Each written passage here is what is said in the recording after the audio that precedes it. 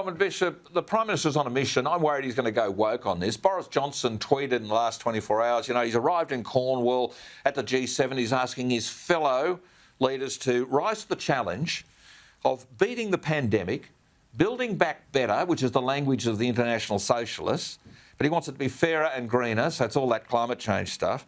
It'll be a busy and important summit and he can't wait for it to get started. Now he's on to COVID colonialism. He wants 1 billion shots. Australia's now committed in the last hour or so to 20 million vaccine shots going into the third world. Well, we're a rich country. That's great. But I am really worried that we could get suckered into a big woke conversation and signed up to stuff we really probably shouldn't be signing up to. Well, there are a few points to make there, Gary, because you sound very good warnings. The first is the speech that the Prime Minister made in Western Australia was setting out what we stand for and what we will do is a very good speech. But the climate change trap is the one that really worries me. If you look at what McGowan said, I mean, there's only one game in the world really at the moment, and that is China. Everything else is secondary. And every time we sign on to something about climate change that fetters our ability to be independent and self-sufficient, which is what the emissions business is all about, because we don't have nuclear, we only have coal as our baseload power, then that's in support of China. And it allows China to, again, have the advantage of using our steel and using our iron ore and our coal to manufacture weapons of destruction, perhaps we could say. But if you really are serious about any issue, that's what the G7 should be discussing. Now, it's very good to think, well, yes, if the vaccine is seen to be successful, then it's a good thing to let other people in the world have access to it. But I don't hear anything said about treatment of people who get it. Now, I just bothered to take a look at the figures here in Australia. In Australia, we currently have in Victoria 2 people in hospital with COVID. 3 in New South Wales, 13 in Queensland, 3 in the Northern Territory, making a total of 21. Nobody's died.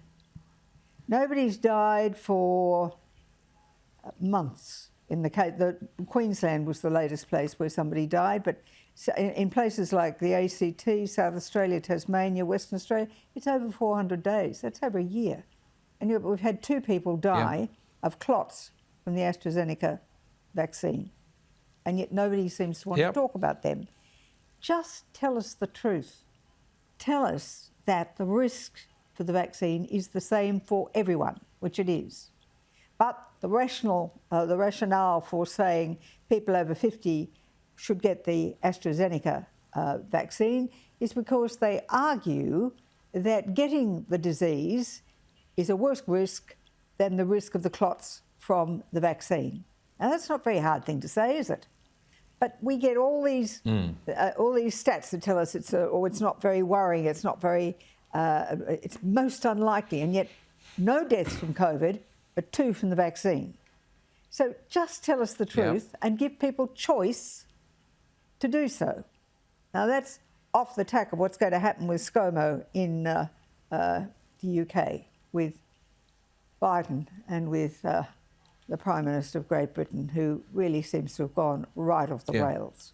So we have to hope that he sticks to that speech that he made, that he holds his ground, and that we do sign a free trade agreement subsequently, and that it contains no penalty tariffs if we don't comply with certain things about emissions for climate change.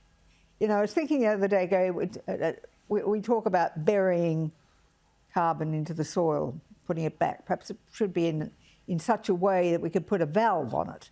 And when it gets cold like it is today, we could let a bit of CO2 out. And when it gets too hot, we can whack it back into the container. And that way we could manage the climate quite nicely. But standing firm on that speech is what we want. Yeah.